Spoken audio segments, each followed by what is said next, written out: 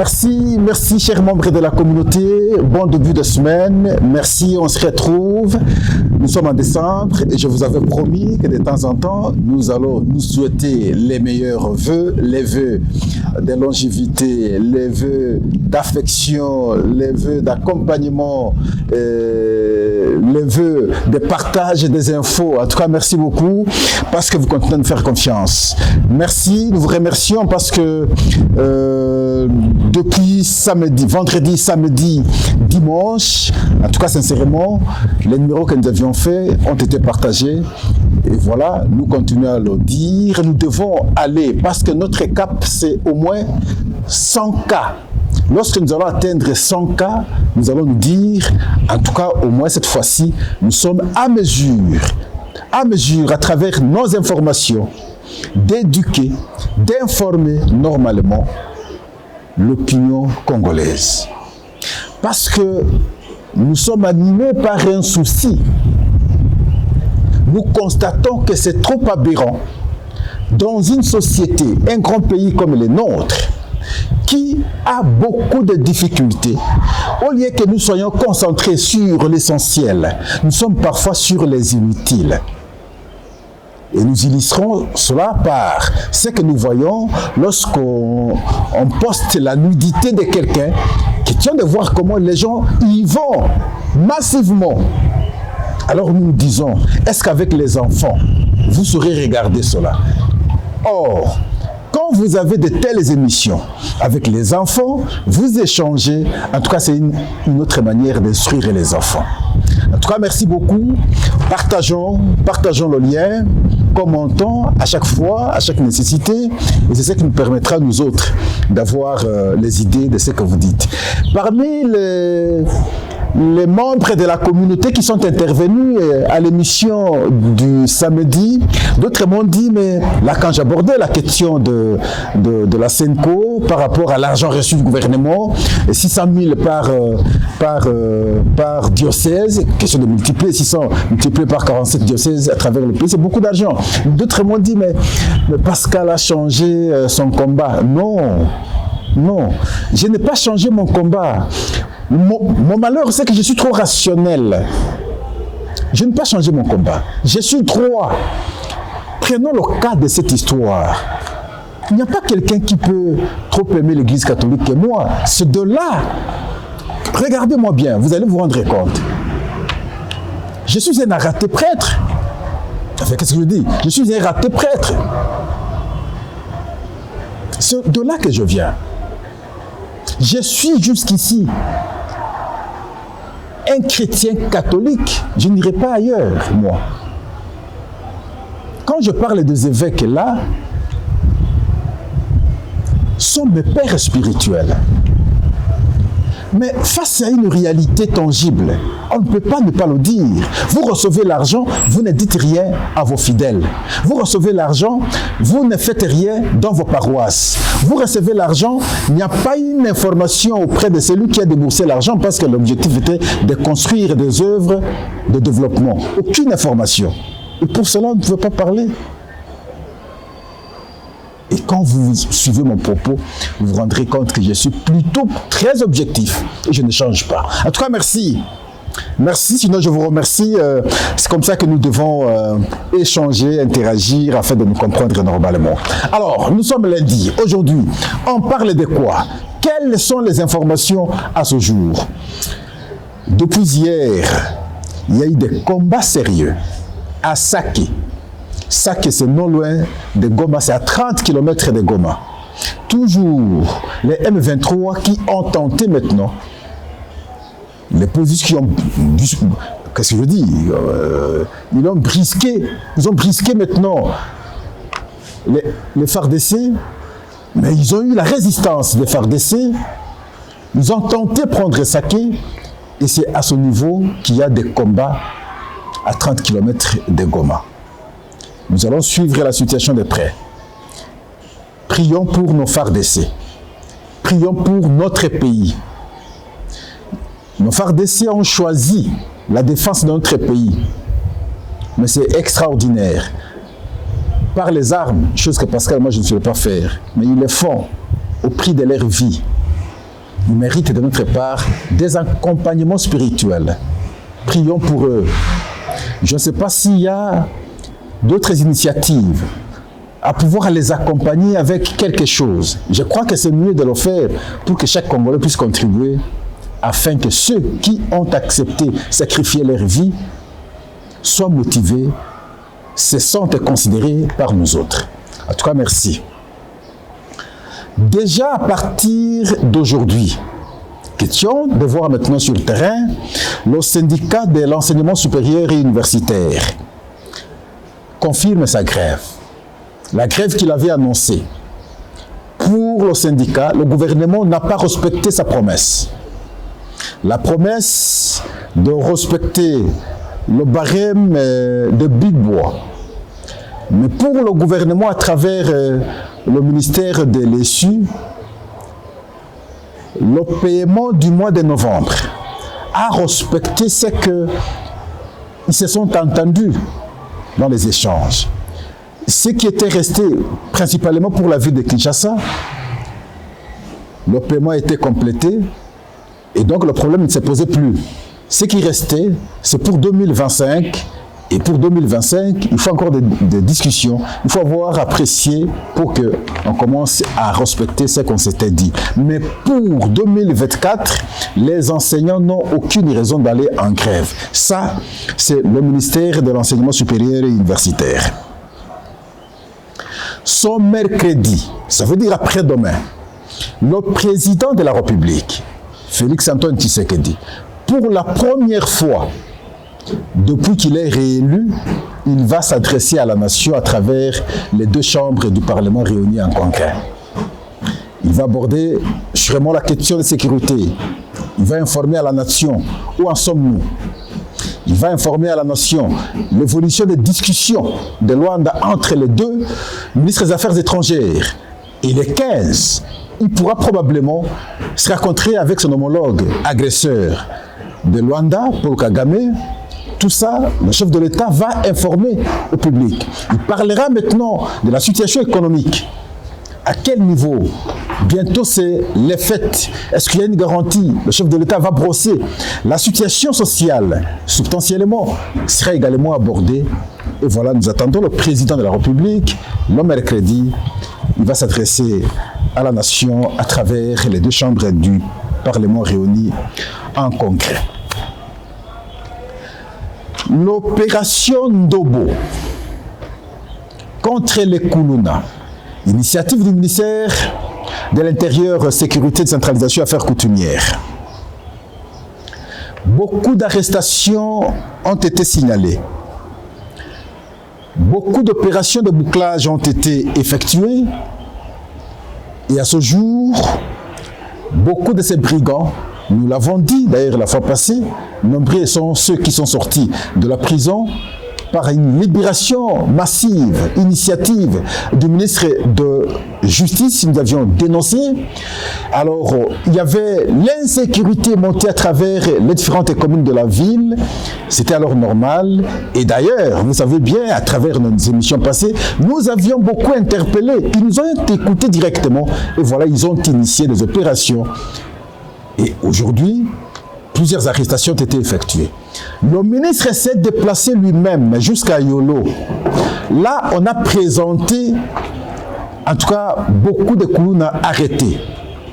Suivons d'abord ce qu'a été l'échange entre le ministre, le vice-premier ministre de l'Intérieur et la population de Yolo lors de la présentation de ces Koulouna arrêtés. Suivons. Bandeko ya Yolo Mbote. Mbote lisusu. Awa bomoni police na bino na terrain. Tolansaki lobby opération Ndobo.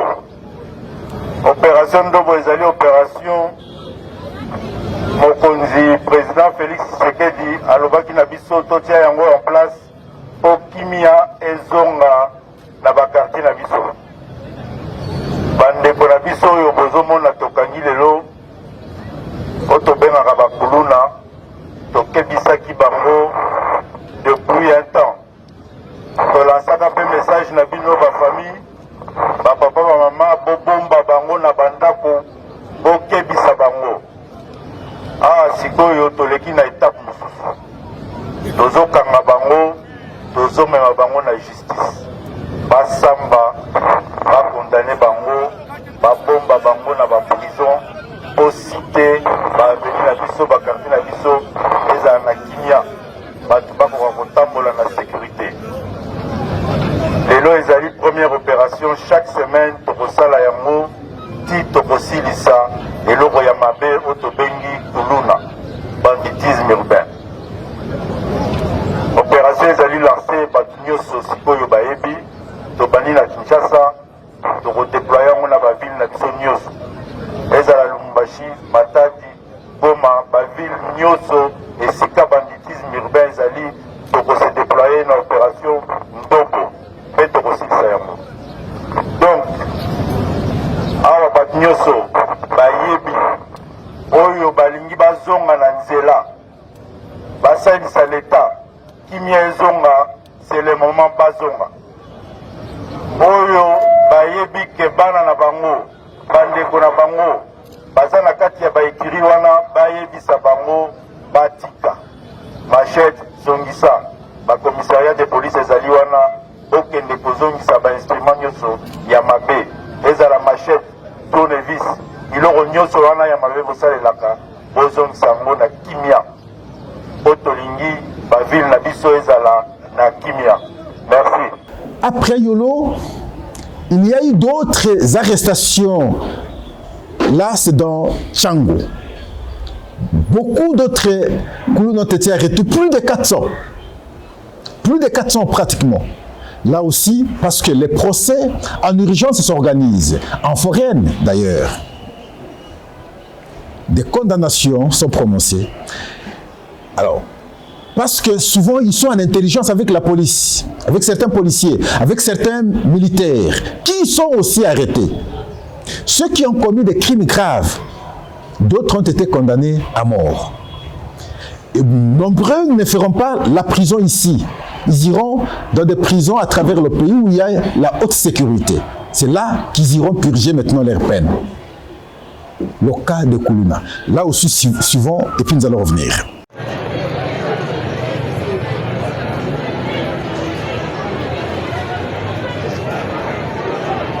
Nous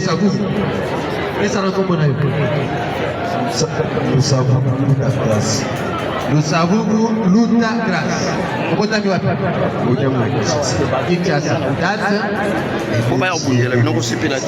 2 juillet 2007. Nous savons Franck.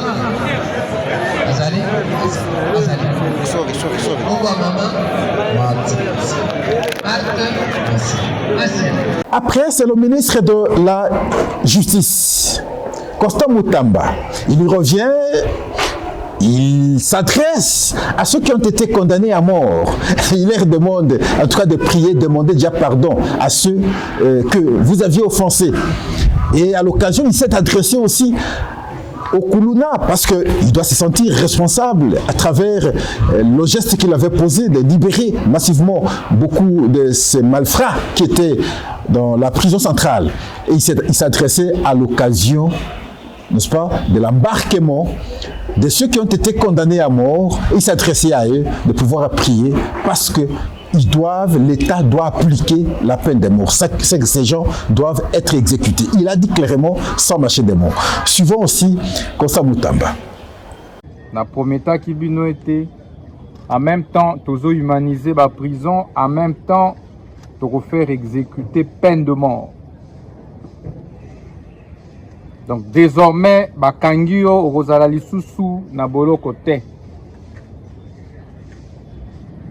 Donc faire exécuter peine de mort ndenge boyebi ezalaka par fusillade topé par pendaison.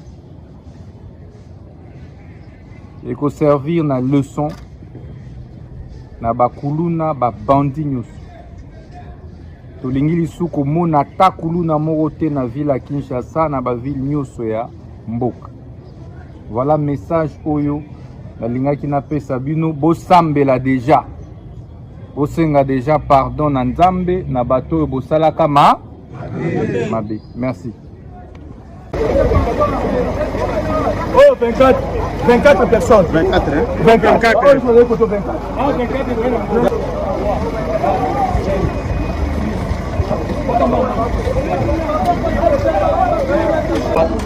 Papa, faut faire 24.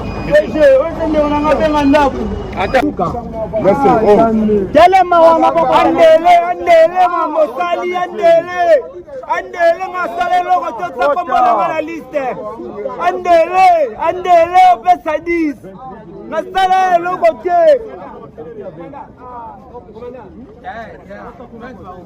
Boloko. Balé dans la prison kanga biso bakangonda.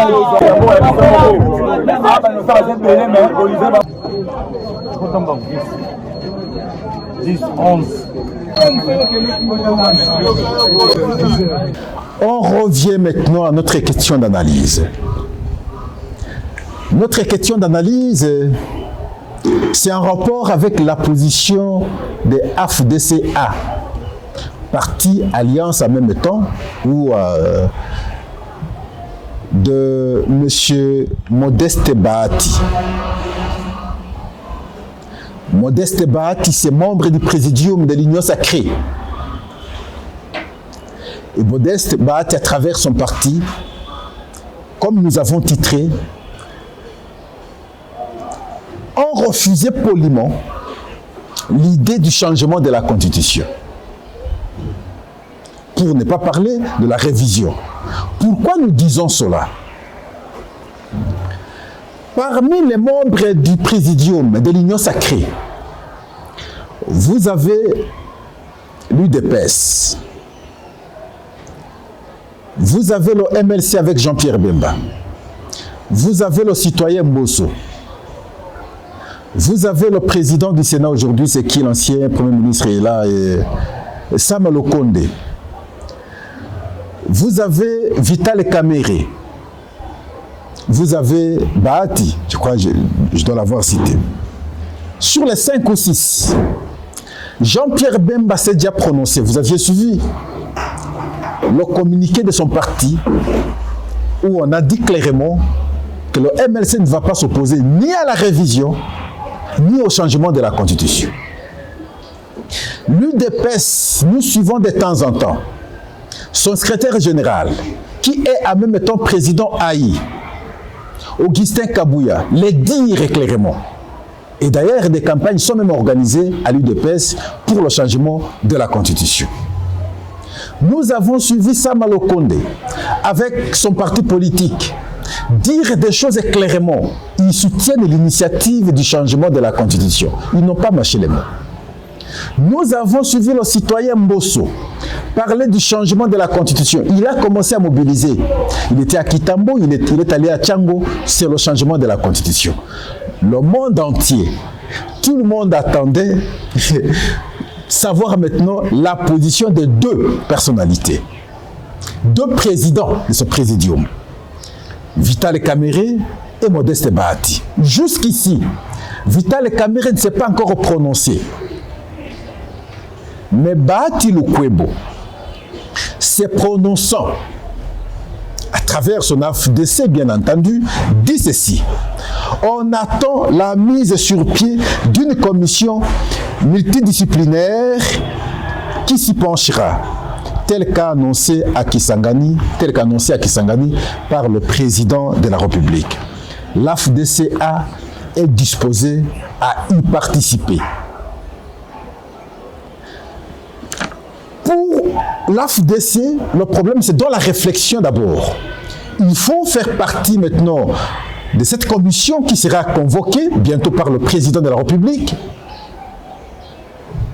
Et c'est simplement à la suite de ces discussions que l'AFDC pourra prendre position s'ils sont d'accord pour le changement ou la révision de la Constitution. Donc, à ce stade, l'AFDC refuse d'accepter le changement de la Constitution, refuse d'accepter la révision de la Constitution tant que la commission n'aura pas été instituée. Or, les autres membres déjà ont donné leur position malgré que jusqu'à ce stade, la commission n'est pas encore instituée ou encore installée. Où se poserait le problème? C'est toujours bon d'analyser, et j'aime ça. Et c'est là où je donne même raison à Steve Mbikai. Steve Mbikai est allé voir le secrétaire général de l'UDPS. À l'occasion, ils échangent, il dit « On ne peut pas laisser le temps au temps, il faudrait que dans le cadre de l'union sacrée, on lève l'option. » De la même façon que l'opposition, vous aviez suivi dernièrement ici, Martin Fayoulou et Moïse Katumbi s'est rencontrés à Genval.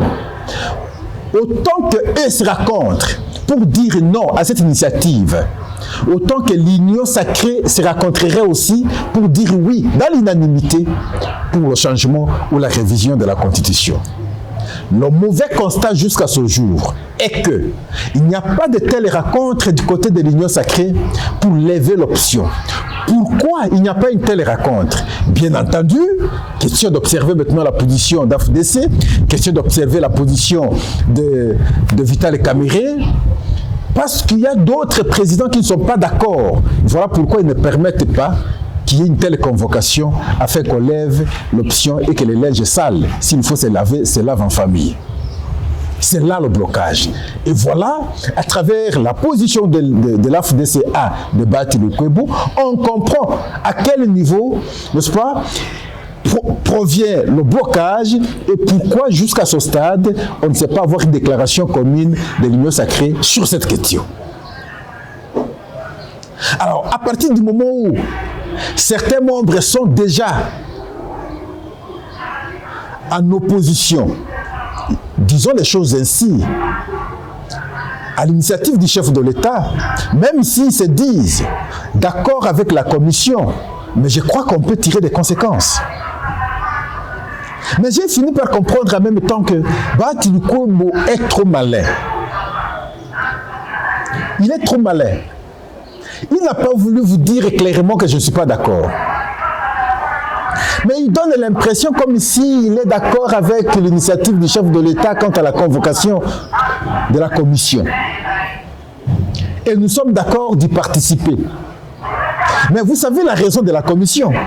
La commission, c'est justement pour apprécier simplement. Mais au moins, on peut déjà comprendre qu'en substance, il sera question de lever l'option sur la révision ou le changement de la Constitution. Et donc, ce prétexte de Bati Lukwebo, c'est à prendre au sérieux.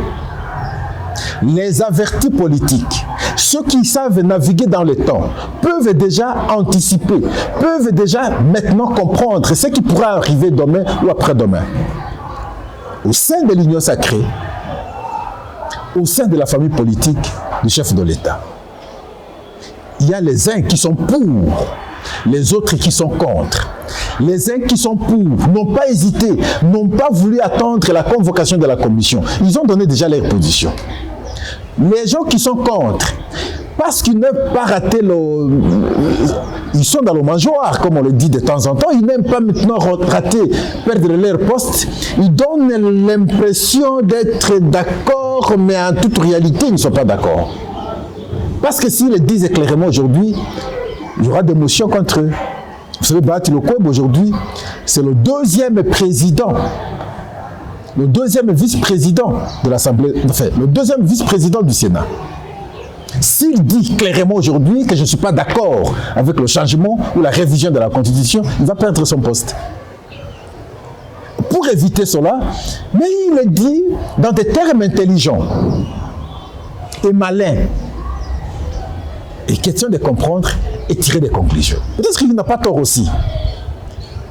Peut-être qu'il n'a pas tort. Sa démarche aussi peut être normale. Mais politiquement, scientifiquement, ça passe. Scientifiquement, sa démarche passe. Il n'y a pas de problème. Mais politiquement, sa démarche ne passe pas. Parce que quand le président de la République, que ce soit à Kisangani, que ce soit à Lubumbashi, que ce soit au Tanganyika, et je crois même à Isiro, il est revenu sur cette question.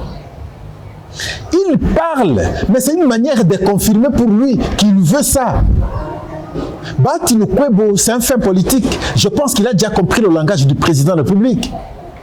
Mais comment politiquement il n'a pas su l'accompagner? C'est là le problème. Le président est intervenu politiquement. Le non-dit du chef, c'est qu'il veut le changement de la Constitution. C'est ça le non-dit du chef de l'État. Vous, vous êtes politique, vous l'accompagnez.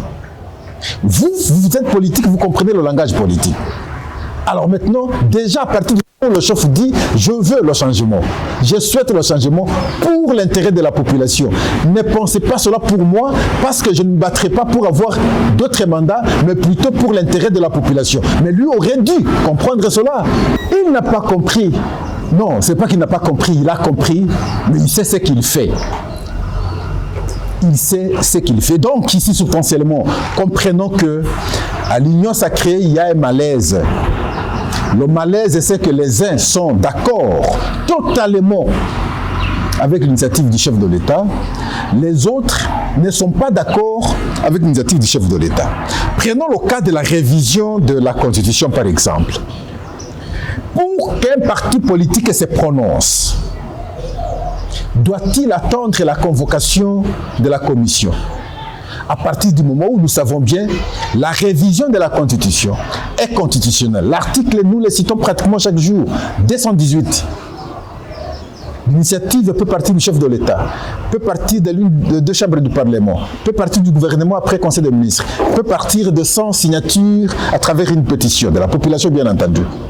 Le problème ne se poserait pas pour un parti politique de pouvoir apprécier. Mais comment on n'apprécie même pas la révision de la Constitution? Comment on suspend tout pour attendre la commission?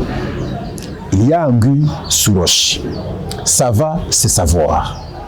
En tout cas, merci.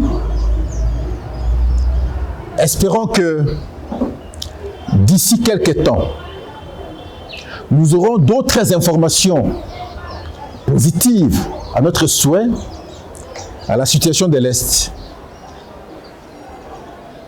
À quelques jours aussi de la rencontre à Luanda entre les deux présidents.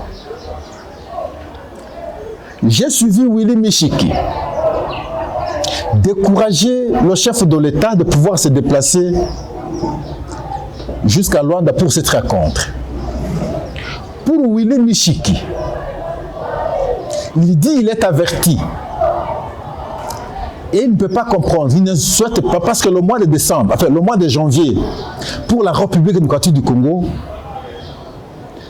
a toujours été un mauvais mois pour les chefs d'État.